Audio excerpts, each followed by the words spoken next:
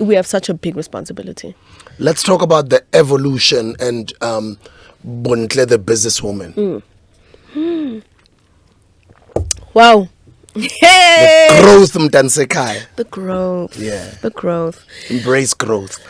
Yeah. I love where I am now. I think how it all started off with me. I mean, when I was about 18 years old.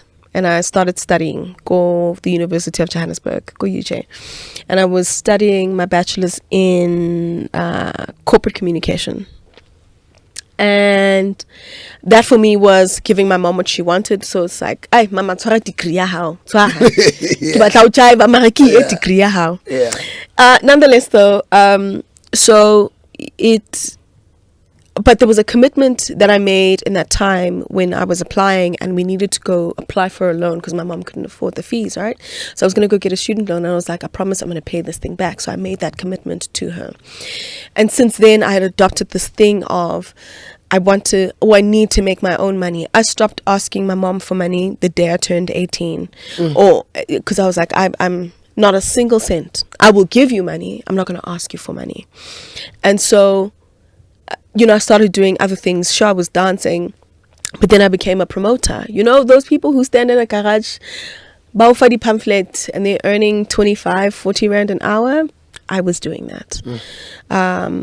And then I became, I was a promoter. I became a field manager. You were hustling. I was hustling. Listen here.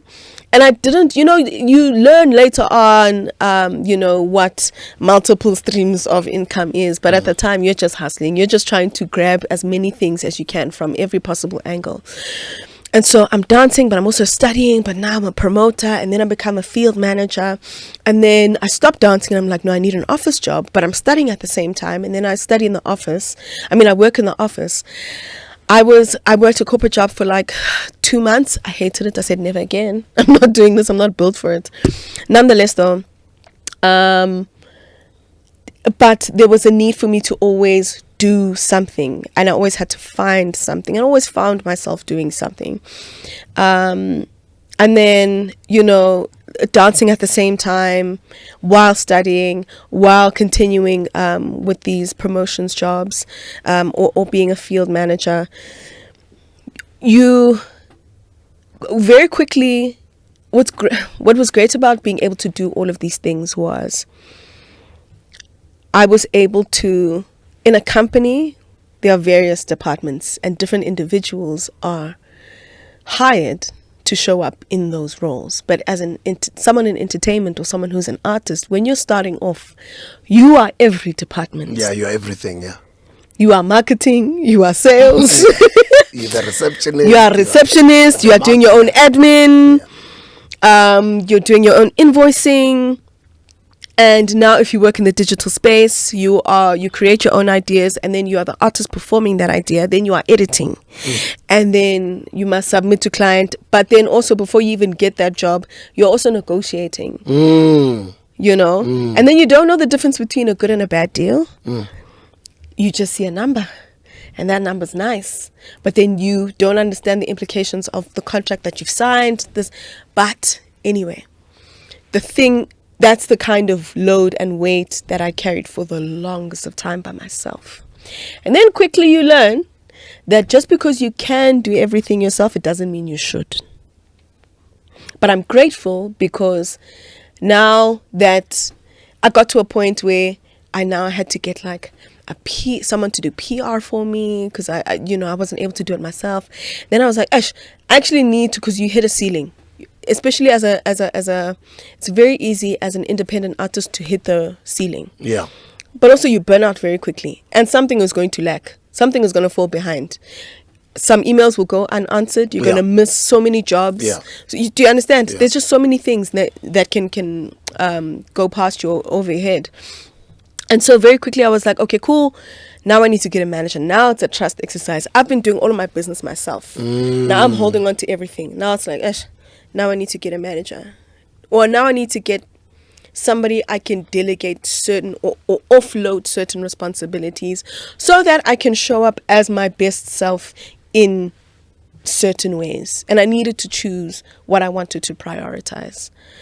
And for me, showing up as an artist or as a creative in whatever way, as a dancer, as a choreographer, as a performance and creative director, as a television host, as a radio host, whatever my role was on that day, I was choosing to focus my energies and my efforts in that and not worrying about the emails. But that's what happens, right? As you grow, you realize you need a team. You need a support system. You need, while you are on stage doing your thing, how is your business running? Then you need to, and that's when I also quickly understood that I needed to, especially as a dancer, I needed to treat myself as a business.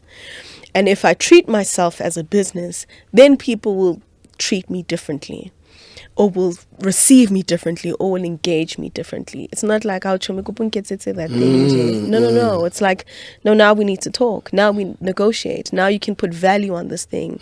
Now, there's a whole bunch that comes with it. But, in 2020.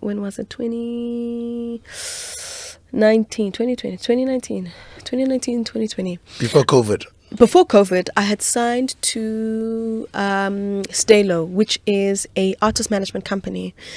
And that's when I was like, okay, someone needs to handle and manage my business, because I can't do it anymore. And since then, it brought structure to what it is that I do. From there, BONTLE MODISELLE Dance Studios was birthed. So then we were able to really create an entity outside of BONTLE that can exist, that can, I say it poetically all the time. For me, BONTLE MODISELLE Dance Studio, at the heart of it is like my love letter to dance, right?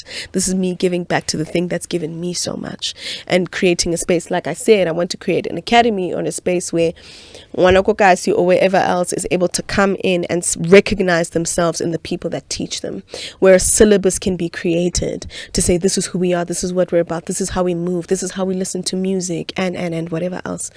But that's what that was.